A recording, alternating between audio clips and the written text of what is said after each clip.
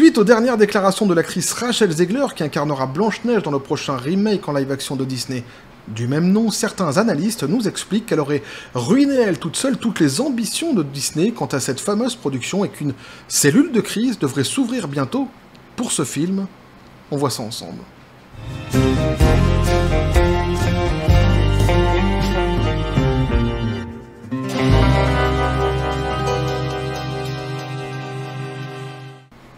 Et oui, les déclarations de Rachel Zegler continuent à faire parler beaucoup sur les réseaux sociaux, évidemment, petit café les copains.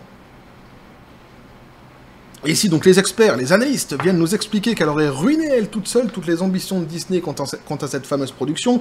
Alors moi, je me dis que déjà, depuis, à mon avis, la sortie, les fameuses fuites des photos du tournage de ce fameux remake, hein, pour ceux qui n'ont pas vu les photos fabuleuses, hein, et qui veulent se marrer un bon coup, je vous invite à aller les voir sur Internet, vous les retrouverez très facilement.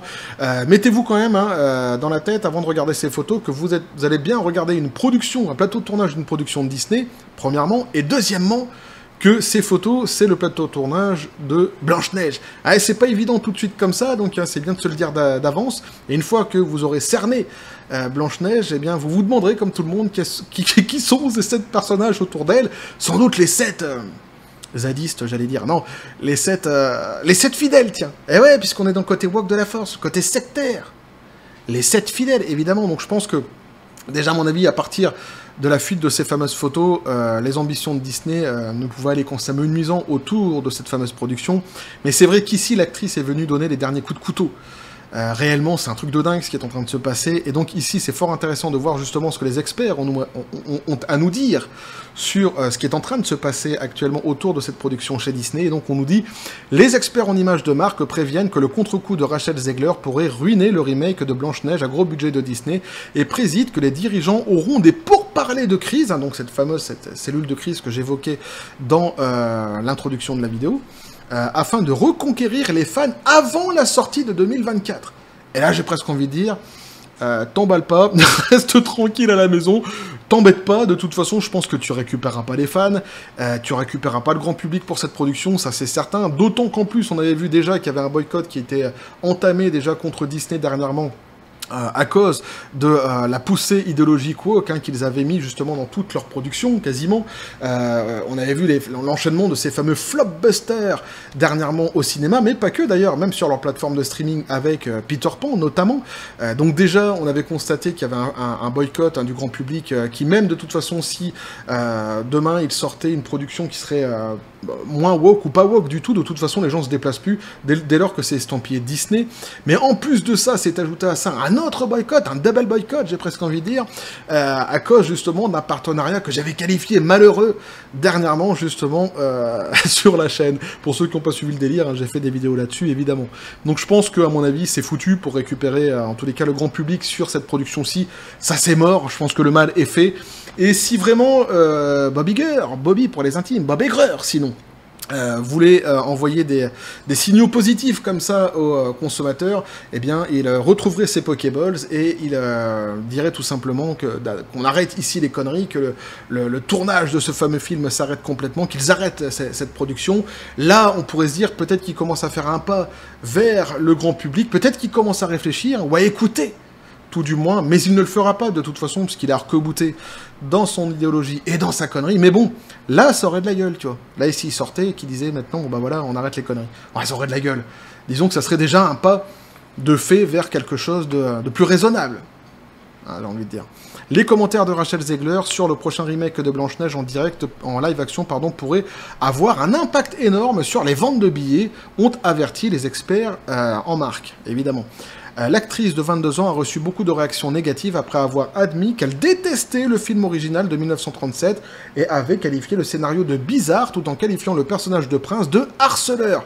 On avait vu qu'elle avait dit bien d'autres conneries, évidemment, autour de cette fameuse production, et bon, on avait surtout relevé qu'elle détestait, ça c'est certain, le matériel source, le dessin animé de 1937, mais qu'elle avait aussi un problème avec le sentiment de l'amour, visiblement. Et alors, c'est marrant parce qu'ici, justement, elle nous fait une lorie.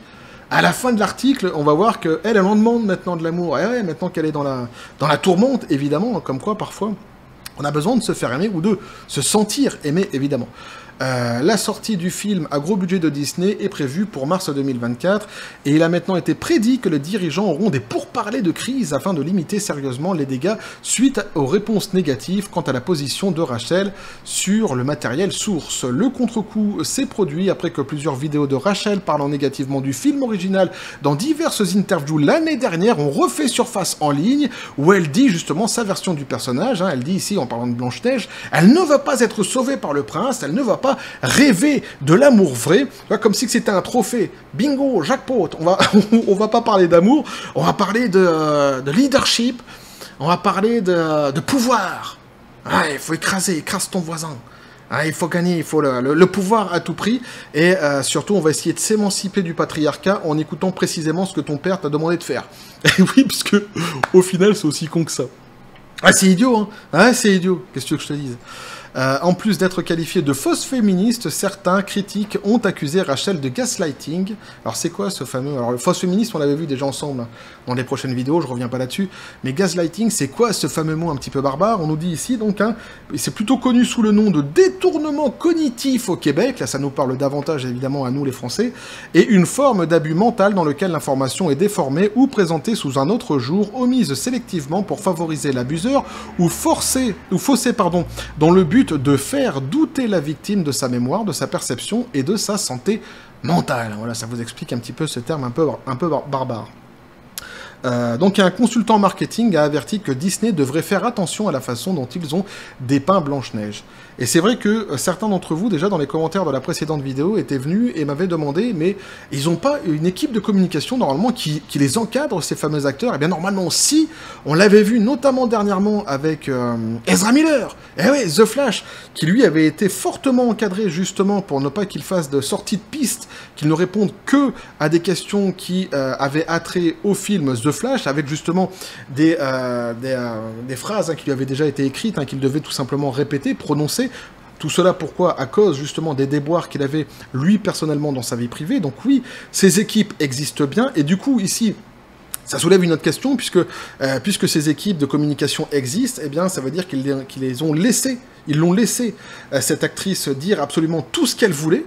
Alors, ou alors, ils n'ont pas cerné du tout le personnage de base, ce qui est quand même assez gênant, ou alors, plus grave, ils n'ont pas mesuré l'impact que ces propos pourraient avoir, ce qui voudrait dire qu'ils sont complètement déconnectés de toute réalité, et alors là, évidemment, c'est encore plus grave. C'est-à-dire qu'ils n'ont pas mesuré que dire des choses pareilles, ça aurait pu justement créer cette animosité envers cette actrice et envers la production dans l'opinion du grand public. Et là, s'ils n'ont pas vu ça venir, c'est quand même assez hallucinant. Ça suggère évidemment des questions. Alors, s'adressant au dailymail.com, l'experte en images de marque Carla Spate a déclaré « Alors qu'il était clair que les films originaux des princesses Disney détenaient d'anciennes valeurs, Disney est tombé dans le piège d'aller à l'extrême opposé pour infliger des messages forts et chargés aux téléspectateurs. » Donc fort et chargé, surtout fort et chargé en idéologie, évidemment. On a bien compris. Il fut un temps où les acteurs de Disney étaient formés aux médias et réfléchissaient à l'impact de leurs mots, tout en s'en tenant aux messages clés sur les films. En gros, elle nous dit qu'avant, il y a des gens, certains acteurs, quand même, à la base, réfléchissaient avant de parler. Quand même, là, la prendre quand même tranquillement pour une imbécile, Rachel Zegler, ici. Mais c'est pas faux. Mais il semble qu'avec cette réécriture totale de Blanche-Neige, la décrivant comme une boss girl, cela est monté à la tête de certaines personnes, évidemment, suivez mon regard, je ne vise personne, on a compris de qui elle parle. Disney devra faire attention à la façon dont ils ont dépeint Blanche-Neige et à ce qu'ils font et ne permettent pas à leurs acteurs d'en parler à l'avenir. Au-delà de demander aux acteurs d'austère, je pense surtout qu'ils doivent nommer des acteurs pour pouvoir parler de cette production, qui sont capables de parler de cette production sans se rendre complètement détestable et méprisante aux yeux du grand public. Parce que Rachel Zegler, elle a quand même réussi fortement ce tour de force, justement, de se rendre détestable auprès du grand public, et on l'avait vu dans le dernier article, nous disait-il, du tout Hollywood. Alors, ils ne peuvent tout simplement pas répéter les mêmes erreurs et permettre à leurs acteurs d'exprimer autant leurs opinions personnelles lors des promotions. Cela peut avoir un impact énorme sur les ventes de billets, en particulier avec les quantités de contre-coups négatifs sitôt dans les pistes promotionnelles. Alors, elle a poursuivi en disant « Ils doivent intégrer le message clé et un argument de vente solide dans un mémoire pour le casting du film et s'assurer qu'ils s'y tiennent. S'ils ne le font pas, c'est un désastre imminent et le contre-coup continuera de croître. » Donc ici, elle nous explique tout simplement que une stratégie marketing classique hein, qui existe ici donc pour les acteurs, mais pour tous les produits d'ailleurs qui sont mis en vente, c'est-à-dire qu'en règle générale, on demande aux vendeurs, aux employés, on les briefe plutôt d'une communication autour du produit qui est à mettre en vente, avec un message que tout le monde va répéter, hein, qui sera le même pour tout le monde, et qui justement va finir par imprégner l'imagination collective des gens, justement, mais d'une façon positive, pour que le public se déplace, les clients se déplacent dans les magasins pour acheter le produit lorsque c'est dans les magasins, ou alors ici qu'ils se déplacent pour aller au cinéma, pour aller voir justement cette fameuse, une fameuse production. Et ici donc cette fameuse production. Ça rappelle juste une règle assez évidente du marketing. Alors c'est peut-être une bonne idée de demander à Rachel de clarifier ce qu'elle voulait dire et de souligner qu'il s'agissait d'une opinion personnelle et non d'un affront aux femmes. Alors là, je suis pas d'accord du tout. Je pense qu'elle devrait se taire complètement. Déjà pour le bien de la production, c'est certain, mais surtout pour son bien à elle. Parce qu'en fait, elle a créé vraiment une très très forte animosité autour de sa personne. Actuellement, c'est physique. C'est-à-dire qu'elle a plus besoin de parler. Et les gens la détestent vraiment. Et je pense que pour elle, en tous les cas, ça serait mieux vraiment qu'elle se taise complètement. Et à la limite, s'ils veulent essayer de faire quelque chose d'intelligent, même si pour moi je pense que c'est foutu maintenant, ils pourraient demander à d'autres acteurs, justement, de ce fameux remake, hein, de ce fameux tournage, de venir parler d'elle, mais d'une manière positive, pour essayer justement un petit peu de redorer son image, comme ça. Mais je pense qu'elle, globalement, il faut qu'elle se taise. Il faut vraiment qu'elle se fasse toute petite. Ah ouais, c'est clair. Il devrait mettre en évidence donc le message important selon lequel il est normal d'être ce que vous voulez être. Après tout, Disney nous a dit qu'ils sont l'endroit où les rêves deviennent réalité et n'ont jamais vraiment défini ce que ce rêve devrait être. Les acteurs non plus. C'est vrai qu'ils l'ont jamais défini. Tu vois, la fourberie, la tromperie se situait là, et on l'a pas vu venir, non, bah ouais, mais on est comme ça, on est innocent quelque part, on est naïf. Mais c'est vrai que dernièrement, on a vu que le rêve qu'ils nous vendaient, c'était plutôt du cauchemar empreint d'une idéologie woke, quoi. Ça, on l'a bien vu, on l'a bien constaté dans les dernières productions. L'expert en relations publiques Nick Head est d'accord et a déclaré au dailymail.com que Rachel ne peut pas être la meilleure personne pour promouvoir le film. Parce qu'on a envie de te dire, non, sans déconner. Ah, lui, c'est un bon expert, attention. Rachel est une grande star, nous dit-il. Jouons. Ah, mais voilà, tu vois, c'est un peu comme la poupée de Chucky quand il demande à la machine, c'est d'appeler le mot femme. Et évidemment que la machine, c'est pas. En fait, il est dans. Ah, mince, je recommence. Il est dans son espèce de petite prison comme ça, tu sais. Petite cage pour bébé, hein. Et là son espèce de machine, tu sais, où la machine elle te demande justement, elle demande aux enfants épelle-moi le mot nanani, et à un moment donné la machine elle demande à Chucky, la poupée de Chucky, épelle-moi le mot femme, et évidemment lui il écrit pas femme, il écrit sale, tu vois, et la machine elle lui dit qu'il a tort, et donc lui il lui dit, il prend la machine et la tabasse, t'as montré les limites de ton savoir. Ah, c'est un petit peu ça, tu vois, dès qu'il commence le mec à nous dire que Rachel est une grande star, ah, j'ai presque envie de lui dire t'as montré les limites de ton savoir. Jouons l'un des personnages de contes de fées, donc les plus célèbres au monde, immortalisés par Disney. Ça, par contre, c'est vrai. Mais au lieu de prendre la tête de Halle Bailey, la petite sirène, et d'embrasser son rôle, Rachel a activement choisi de gâcher le récit et d'exprimer la nouvelle direction dans laquelle elle emmenait Blanche-Neige. Alors, c'est vrai qu'elle a réussi le tour de force de faire pire que pour la petite sirène, la communication autour de la petite sirène, ce qui était déjà quand même pas mal à l'époque. Hein. Pareil, hein, la petite sirène, gros flopbuster aussi, un gros flop de toute façon. Mais c'est vrai que elle a réussi vraiment à se rendre réellement détestable.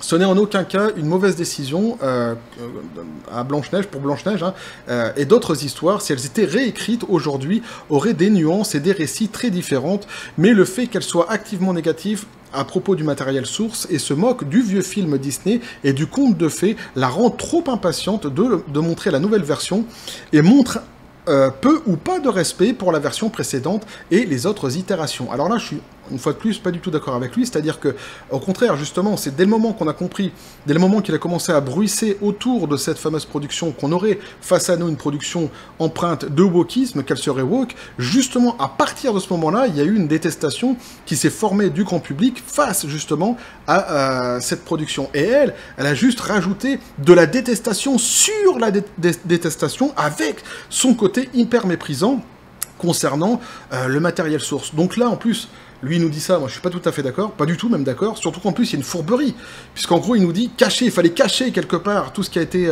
wokisé dans le film et que les gens le découvrent une fois qu'ils sont dans les salles. Et là, ça fait écho à certaines déclarations qui sont sorties dernièrement de Zachary Levi, qui nous disait justement, en parlant d'Hollywood, qu'ils produisaient pas mal de poubelles actuellement, et qu'ils en avaient rien à battre, parce qu'en réalité, leur stratégie était justement de ne rien dire sur leur production, ou le moins possible pour que les gens se déplacent au cinéma. Une fois que t'as acheté ton billet, même si tu te rends compte que c'est de la merde que t'as en face de toi, c'est trop tard, t'as payé, et donc l'argent est dans leur poche. Donc c'est exactement ici ce que le type il nous dit, et je trouve que c'est un procédé hyper méprisable, et davantage en plus qu'il a tort dans sa réflexion, puisque c'est bien le côté woke de la force, hein, déjà, qui a produit la première détestation quant à cette production. Ouais.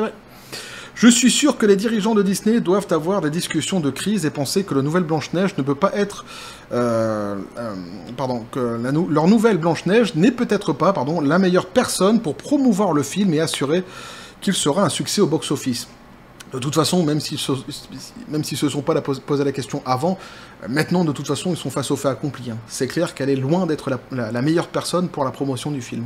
Le film doit sortir en 2024, et avec le récit négatif qui l'entoure maintenant, ils auront du mal à créer un battage médiatique magique et positif qu'ils chercheraient finalement à faire et faire apparaître après donc un Rachel sur un tapis rouge. La presse négative peut inciter les gens à voir de quoi il s'agit, mais contrairement au récent film de Barbie qui présente de brillants messages féministes et stimulants que nous n'avons découvert qu'en visionnant, là encore une fois, tu vois, il revient sur son idée de « on vous avait tout caché, vous l'avez vu qu'en visionnant ». Et pour lui, il trouve que c'est une bonne chose, alors que moi, je trouve que c'est une fourberie et une trahison, justement, envers le grand public à la base. Donc, on a l'impression que le chat a été sorti du sac. Voilà, en gros, c'est ça, quoi. En gros, il nous dit, encore une fois, ici, hein, qu'elle aurait dû cacher tout ce qu'il y avait de nouveau dans cette fameuse production. Il est toujours, en fait, sur cette fameuse... façon de penser. Donc après, ils reviennent sur les déclarations de Rachel Zegler. Hein. C'est pas intéressant puisque on les a déjà vus ensemble dans le détail dans les précédentes vidéos. Par contre, elle termine en disant donc, hein, après que TikTok et Twitter ont explosé avec une réponse négative, Rachel a apparemment répondu au contre-coup et a tweeté le vendredi 11 août « J'espère que le monde deviendra plus gentil », nous dit-elle. Quelques heures plus tard, elle a ajouté « Je t'aime beaucoup ». À qui tu t'adresses, dis donc, là? pour toujours et à jamais. N'oubliez pas d'être gentil. Traitez-vous les uns les autres avec patience et empathie. T'as découvert l'amour, tiens, tout d'un coup, maintenant. Souviens-toi que tu es aimé inconditionnellement, peu importe tes erreurs, peu importe tes incompréhensions. Mais alors là, on a l'impression qu'elle se le dit à elle-même, tu vois, qu'elle se répète le message à elle-même. Vous le méritez. Vous méritez l'amour, vous méritez de vivre sans peur. Mais oui, c'est évident. Mais personne, d'ailleurs, moi, je lui souhaite pas du tout du mal à cette jeune fille. Hein. Pas du tout. Je trouve que tout ce qu'elle a fait, toutes ses dernières sorties sont complètement idiotes. Ça, c'est évident. Et qu'elle a fait sans doute beaucoup de mal à la production qu'elle devait normalement défendre. Mais évidemment, je ne lui souhaite absolument pas de mal à cette jeune fille. Qu'elle se reprenne, et qu'elle se reprenne en main sans doute, mais c'est tout, quoi. Quant aux fans... Quand un fan a répondu et a demandé « Êtes-vous aussi extrêmement fatigante tout le temps ?» Elle a répondu « Je suis tellement fatiguée, je pense que c'est fini pour moi. » a-t-elle dit. Tu vois, c'est malheureux quand même, tu vois, qu'elle en arrive là quand même. Bah ouais. Mais alors, elle l'a cherché, c'est vrai, avec son côté hyper méprisant dans les médias et sa façon qu'elle a eu de démolir le matériel source, c'est évident. Après, évidemment, il faut toute proportion garder, on est en train de parler uniquement de pop culture, uniquement de films, il n'y a pas mort d'homme. Et c'est vrai que il faut un petit peu calmer l'animosité qui est autour de cette personne. De toute façon, ce qui devait être dit a déjà été dit, ce qu'elle a fait, ce qu'elle a dit était complètement idiot, imbécile, et de toute façon, cette production était déjà mal barrée à l'avance, faut bien le dire les choses comme elles sont. La plupart, de toute façon, d'entre nous, nous étions déjà certains de ne jamais aller regarder cette fameuse production parce qu'on avait déjà compris qu'elle était ancrée dans l'idéologie woke à fond. Elle, c'est vrai qu'elle est venue comme ça, elle a défendu l'idéologie woke en étant sûre que de toute façon tout le monde allait adhérer à son délire. Mais quelque part, il faut mesurer ce qui est en train de se passer. C'est-à-dire qu'ils vivent en fait tous ensemble dans leur sphère quelque part. Et ils se complaisent dans leur discours. Ils se rendent pas compte en réalité, pour beaucoup, pour certains plutôt, qu'en dehors, dans le monde, j'ai presque envie de dire, dans la vie normale, dans le monde normal quelque part, le grand public, lui, ne vit pas d'abord sous la coupe de cette idéologie, premièrement. Deuxièmement, n'en veut absolument pas de cette idéologie, et donc a plutôt un sentiment réfractaire quant à ces idéologues. Et c'est vrai qu'ici, en fait, elle se prend tout simplement le mur de la vérité en pleine face. Ram! Bah ouais, c'est pour ça que je dis faut mesurer quand même un petit peu, évidemment. Ce qu'elle a dit, c'est complètement con. Évidemment, cette production est empreinte de wokisme intégral. Évidemment, c'est méprisant ce qu'elle a dit, et elle se rend elle-même méprisante et détestable. Hein. Mais on ne lui souhaite pas qu'il lui arrive davantage de mésaventures, un harcèlement, tout ça. Évidemment, toutes ces choses-là sont à proscrire et à bannir. Et effectivement, c'est surtout pas ce qu'on lui souhaite. Ici. Mais donc, hein, ici, c'est quand même fort intéressant aussi de voir, pour le sujet vraiment initial, eh bien, ce qu'en disent les experts. Hein. Donc, une cellule de crise sera sans doute prochainement ouverte chez Disney pour ce fameux film, pour essayer de faire revenir les fans eh bien, vers le côté Blanche-Neige de la Force, hein, visiblement. À mon avis, c'est foutu. À mon avis, c'est baisé d'avance. Hein. Ah, je suis un petit peu vulgaire, mais bon. Je pense que c'est foutu. Sans déconner, je pense que là, de toute façon, si vraiment il y avait quelque chose d'intelligent à faire, c'est ce que j'ai dit dans la vidéo, que Bob Iger retrouve ses Pokéballs. Ça se trouve, elles sont pas si loin que ça. Hein. Il va être planqué quelque part. Peut-être dans un trou de golf, parce qu'il fait beaucoup de golf, Bob Iger, il aime bien. Et peut-être en retrouver une ici, une par là. Peut-être qu'il y en a un qui est déjà en train de jouer avec l'une d'entre elles. Sait-on jamais. Mais il devrait les retrouver normalement, et peut-être que s'il les retrouvait, eh bien, il arrêterait tout simplement cette production. Il stopperait les frais ici. Ça ferait du bien à tout le monde, je pense, et notamment surtout aux acteurs. Et à l'actrice ici, qui, elle, s'est mise dans une panade complète, hein, qui essaye maintenant de nous faire du Laurie, j'ai besoin d'amour. Ah ouais, c'est exactement ça, quoi. Ça en devient vraiment ridicule, quoi. C'est un truc de fou. Mais donc voilà, fort intéressant de voir ce que les analystes, évidemment, ont à nous dire, et c'est vrai qu'elle a, de toute façon, elle a été le Red is Dead, quoi.